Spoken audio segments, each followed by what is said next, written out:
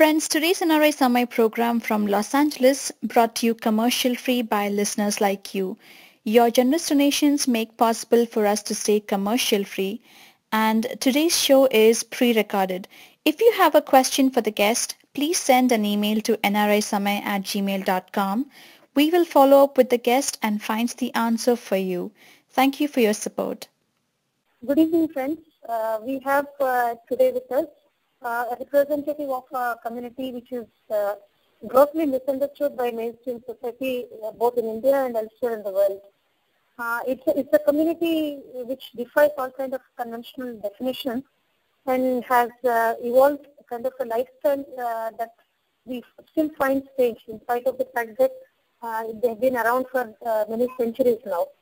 So we are going to talk to Shanti alias Shanti Priya, who is the program manager for Visakhapatnam district for a project called Parental project, which is supported by the India HIV/AIDS Alliance, and it deals with the transgender community.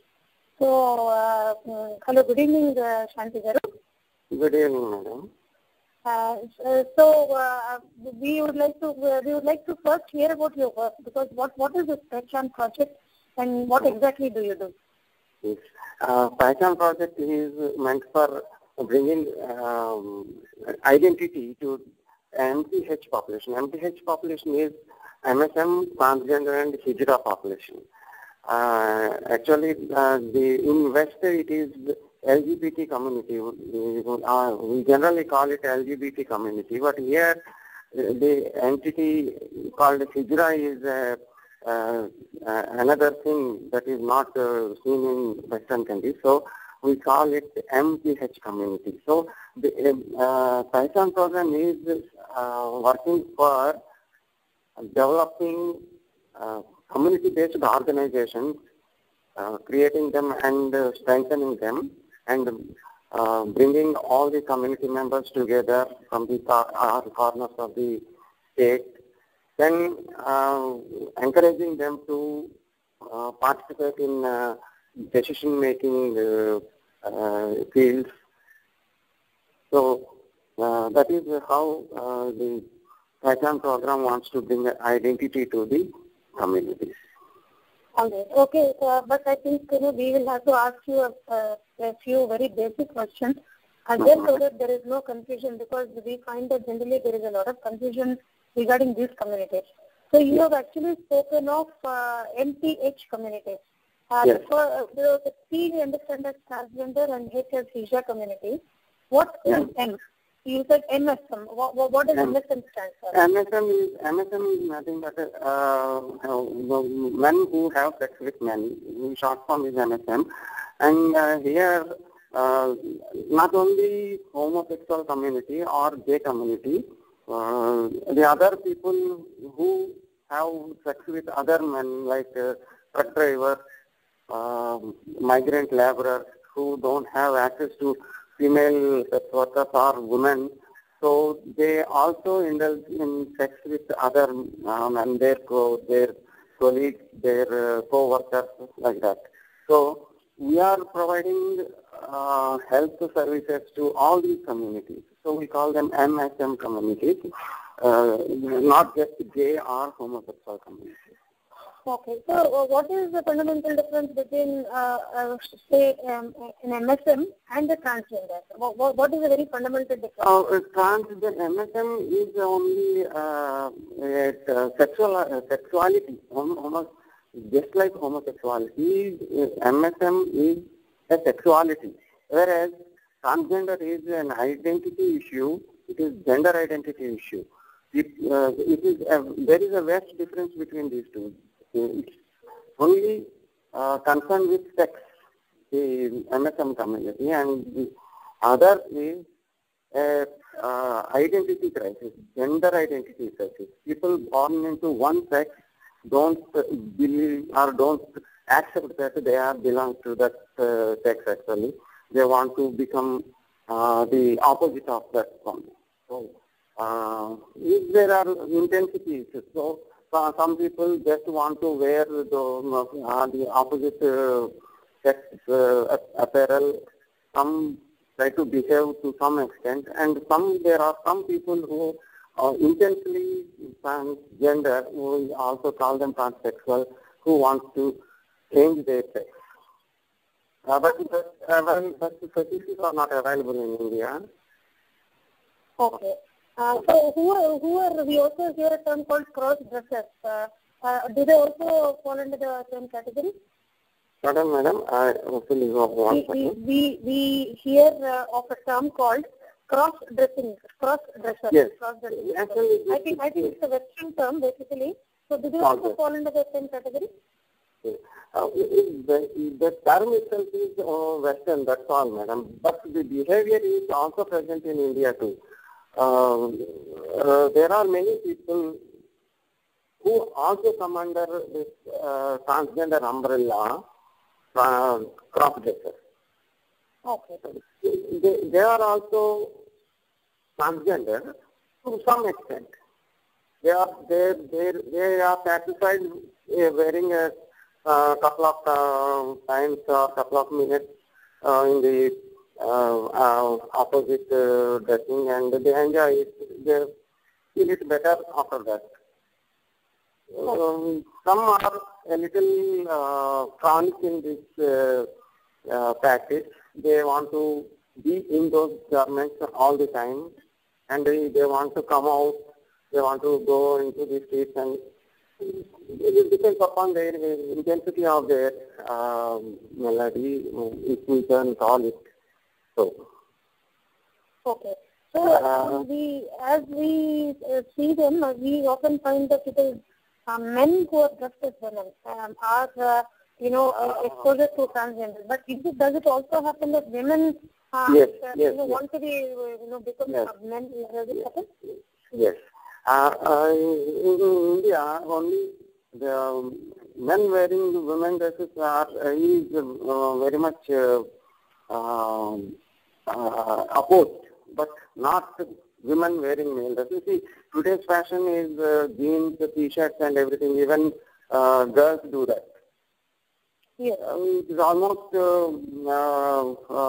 what other boys also wear. But coming to the traditional dress, like gharana, saris, and everything, men cannot wear them. If that is happening, it is been stigmatized. Yes. Okay. As we understand, Shanti Garu, I think, if you have no objection, I can also refer to your own personal situation. Yes. As we observe, being a transgender is something that involves a lot of emotional turmoil and stress. Yes. Because there is both a psychological trauma as well as a social pressure that they have to handle. So, would you mind sharing your own personal experience if it is okay with you, or can you just tell us generally, what kind of a turmoil transgender face? Yes, sure, madam. Actually, I was aware that I am different. I don't like the body I have, or I don't like the dress or the clothes I am supposed to or forced to wear at the age of 6 or 7. But when I try to ask my people to give me this kind of dresses, when I was very young, but a kind of resistance has come from my parents. You are a boy, you should not wear such things. Why are you bothering with all these desires? Like that. Sometimes they even beat me also because I insisted on this kind of. They are, kajal means eyeliner to apply. When I asked for that also, I was beaten up once. So I kept my desires secret, and I used to practice wearing my sister's dresses whenever there is nobody looking at me, or when nobody is at home, like that. After 13 or 14, I came to a decision. I almost certain that I was a girl, and unfortunately born into this male body. But I have nobody to talk to about this. My parents, they are, my father being a serviceman, ex-serviceman, is in the Navy. So, a feminine voice means it is something which we cannot tolerate at all. He used to make us do exercise and bodybuilding every morning. I was very afraid of getting muscles. If I do all these exercises, I may get muscular body, so I don't want it. Well, likewise, I never told my people, but I was practicing all these things to my whenever I was alone. That is what give me relief.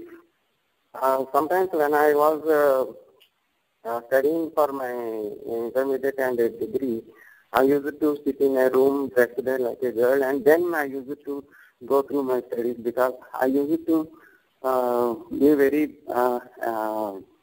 that is how I can be peaceful and can concentrate on my studies. So this went for some time. Then in 77, I think, I don't know why I am feeling like this. I have never had a little knowledge of it. I felt that God made a mistake about me, so I was born into this. I am the only person in the whole world who is feeling like this. But slowly, I was born in Hyderabad and brought up there for some time, so I am familiar with the hijra community there. The hijra people, wherever I see in the streets, they are wearing saris and but initially I felt that they are also like me. They are wearing saris and everything, but I never liked their masculine, rough and that androgynous behavior. What I felt is, I am a woman, I want to be a woman to the fullest extent of a normal Indian woman, not a androgynous person. I want to cross over this barrier, sex barrier, from male to female completely. Never wanted to be hanged in the middle of it. Just as the hijra people who I see are what I thought. So I never gave much thought to hijra community. I was looking ways how can I change my body. Friends, NRI Samay is a non-profit independent alternate media from Los Angeles, USA, which brings positive stories from grassroots activists from all corners of India and across the world. Among others, we focus on stories of need for equality, inspiration, environment, health, and politics. NRI Samay does not rely on corporate funding, and thus our shows are commercial free. We only rely on your donations. Please consider donating to NRI Samay, and all donations are kept transparent on nrisamay.com. You are highly educated, and you are able to deal with. Sooner or later you have learned to deal with the issues, and you have also been able to rationalize and find something. But what happens with other people? What happens with people? Are there any kind of counseling facilities? Are there any agencies where they can go and talk to somebody about this? Sanction is for that only, madam. There is no counseling facilities whatsoever. These people, particularly the transgender people, need a lot of counseling. They they are subjected to discrimination even from their family members, from childhood, from family, parents itself it starts. So they are under a tremendous pressure. Most of them, see, in India, people don't know about transgenderism or something, cross-dressing or something like this. Only what they know is hijra. Everything is stamped as hijra. Hijra is yunak, translated in English, it is yunak, they call napumsakudu in Telugu. And a particular group of people are already there named hijra, and they are established in this society. Indian society recognizes them but never accepted them. So they are marginalized.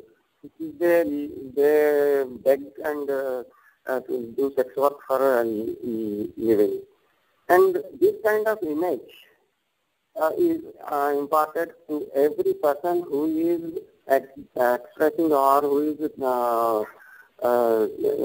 expressing a little kind of femininity. Even as a boy, if a boy of 5 or 6 exhibits a little feminine behavior, that fellow was immediately stamped as koja or a hijra.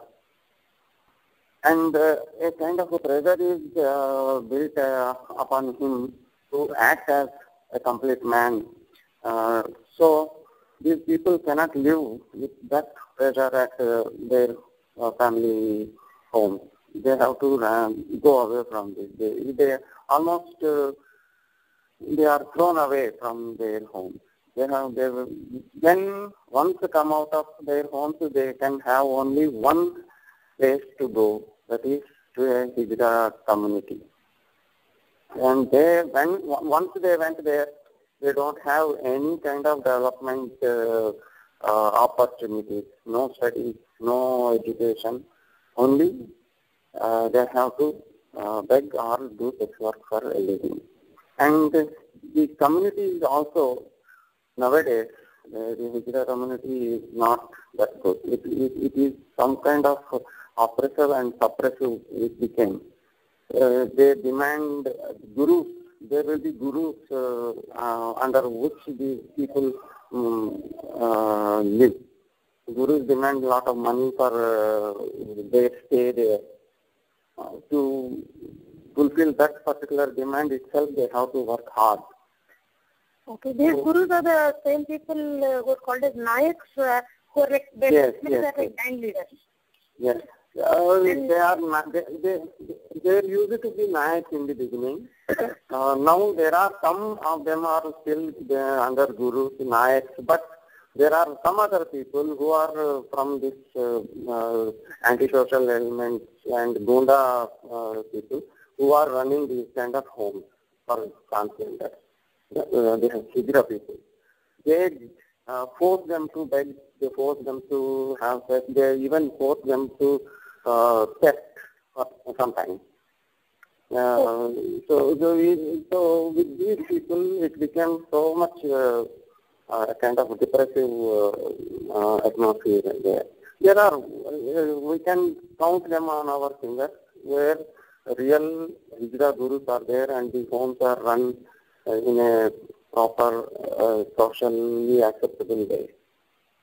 Yes, this in fact, probably as you have mentioned, I think this is the kind of behavior that also prevents the general population from understanding this community and their issues, because basically what we find in public life is, they are seen as some kind of a nuisance where they come and embarrass people and force them to give some money. And also, as you mentioned, it's also there's a bit of criminality that is growing rampant. So we also heard that there is a kind of a parallel social system that the TG community has evolved. Can you tell us something about that?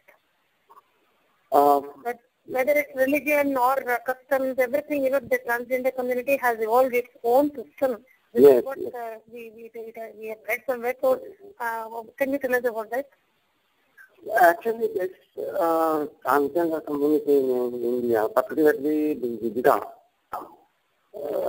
is a reminiscent of the Israel eunuch culture in those days, royalties and castrating people and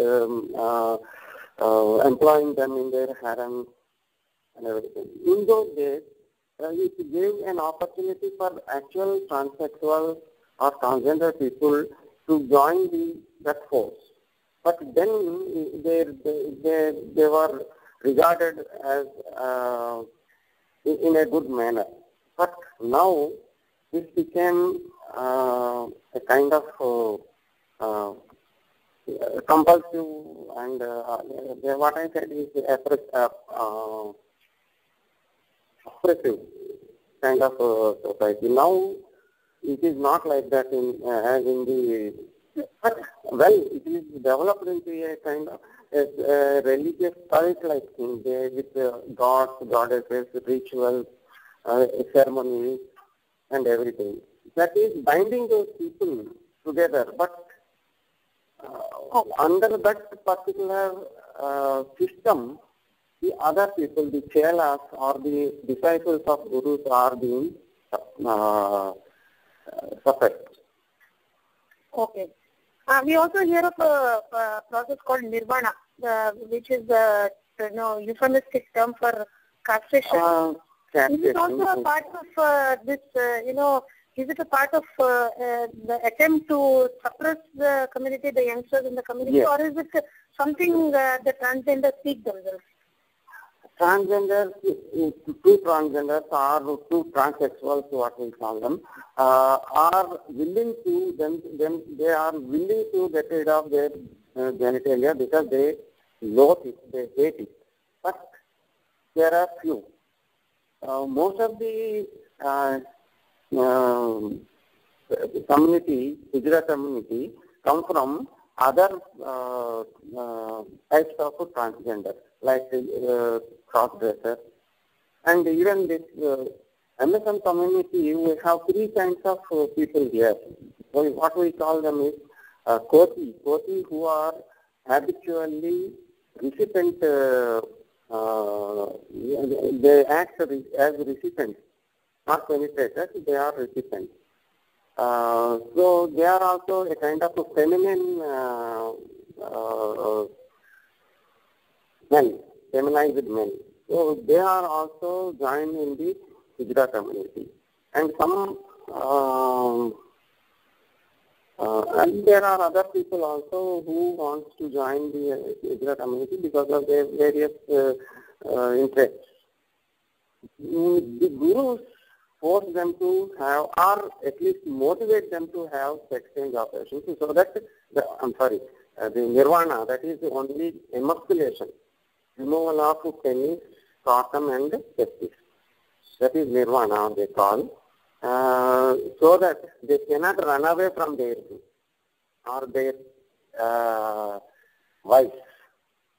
So, most of the castrations are not done willingly, though it appears to be the victims are motivated, saying that you will become a real girl, or you will get more money when you are.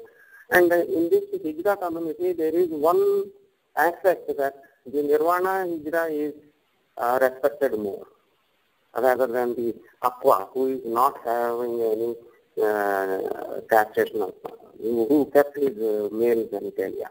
So, generally, these things motivate some people to have nirvana. But there are many people I have seen who are repentant after they had the castration. But is this legal in India? So, for the castration process, is this legal in India? No, it is not legal in India. The castration comes under grievous hurt, and those who caused that are liable to prosecution. So doctors don't perform this, even if doctors don't perform this. Yeah, doctors don't perform this. Nowadays we are fighting for such amendments to the law so that the people can have these kind of surgeries with a trained or trained doctor. Now, where these people, hijra people go is to quack.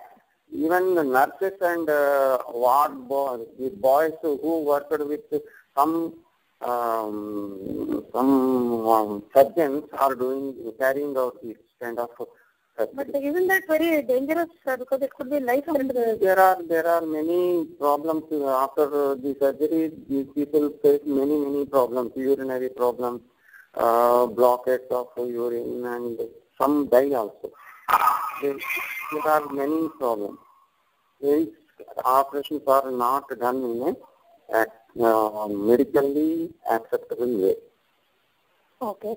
So is there an estimate on how many transgenders, what is the size of the transgender population in Andhra Pradesh or in India? Do you have any statistics on that?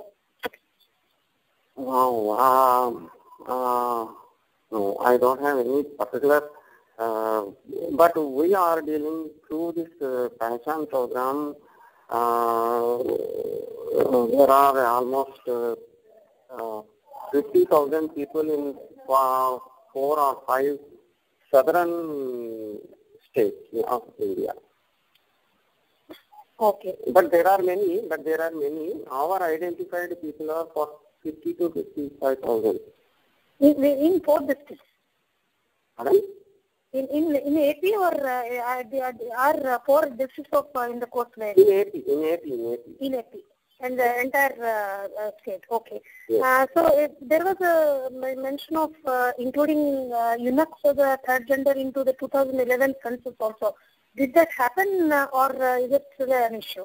As far as that is concerned, there are some positive changes with the government. There in many ID cards like voter IDs and now a new kind of identity card is given as Aadhaar card. In these application forms, they have included a third or other gender category. But sometimes it happens is only the application carries that particular difference, but the card itself will have a male identity. Yeah, card itself will have male identity. Okay, so even symbolically also that is not acceptable to you. No, yeah. And there are many people like me who never identify as a third gender. Yes. Yeah, a transsexual is born in one and he wants to or she wants to be the other one, never a third gender. So there are many. Every hijra we see on the road, there are 10 to 12 people who don't want to have that kind of identity, but still they are transgender or transsexual. Is it possible for parents to identify their child as having this conflict where, if it's a boy, he actually wants to be a girl or he believes he is a girl? So how do you think parents should respond? What would be your tips? Any parent, it could be a potential issue. Yes. In India, traditionally boys are preferred than girls. So they don't mind so much that if a girl in their family wants to become a boy and behaves in that masculine way, they just call her a tomboy and leave it. But if a boy wants to behave or become a girl, it is a big issue because of the traditions. And one thing is this hijra community. They're begging, dancing on the streets or doing sex work. If a male child expressing some kind of feminine behavior, he is being identified or as hijra only. So no parent wants their child to become a hijra in the sense which people understand hijra. And one more thing is, we don't have any counseling facility in the early stages of childhood, like in the school or at home. Many parents don't like taking their children to a psychiatrist. They feel it is a very bad thing to take the services of a psychiatrist. So nobody will take them to their such people. And identifying their behavior or identifying the problem itself comes very late in the initial stage. In their childhood, nobody will observe them, or they don't care They don't care much how he is behaving or something. It is being objected when it continues after 14 or 15 years of age. So by the time it takes its root strongly. So you think if the parents try to forcibly change the behavior, or not even forcibly, probably gently try to change the behavior of their child, it is counterproductive? You think it damages the child in some way? Yes. There is no soft kind of the parents force their children to behave the way they wanted. Like a man, they beat them, they abuse them, they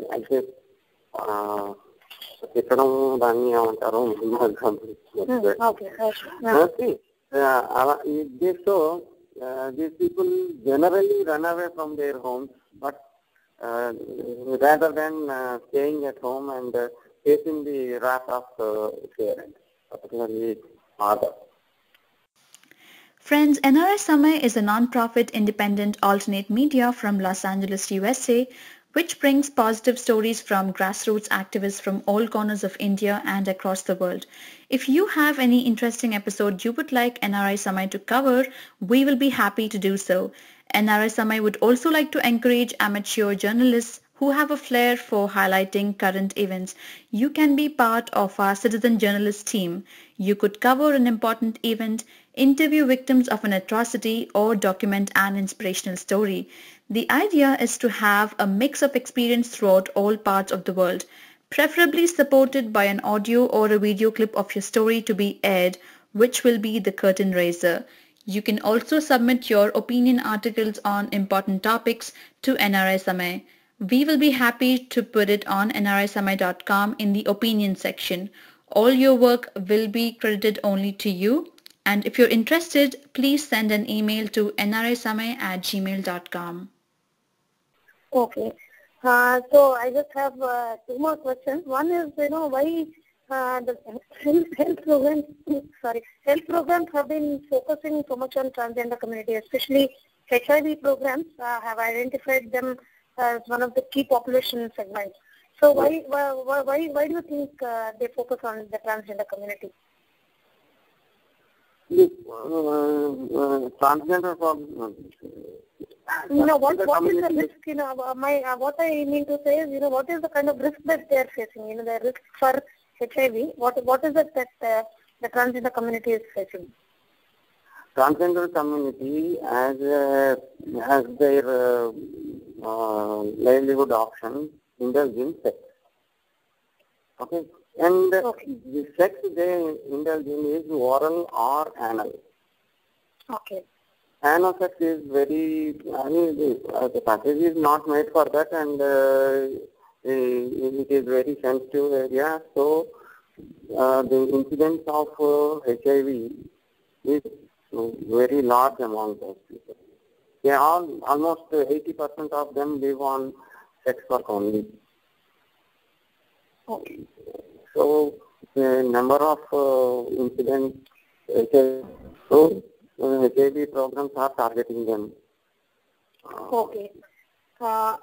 So we know that your Parental project, as you mentioned, is supported by India HIV Alliance and has some international funding. Yes. So is there some other way, if somebody is interested in supporting the community in fighting for their rights or fighting for their cause, is there any other way that we can, the people can approach the community, or who should they approach? The aim of the Parental program is to fight for the rights. That is why our initial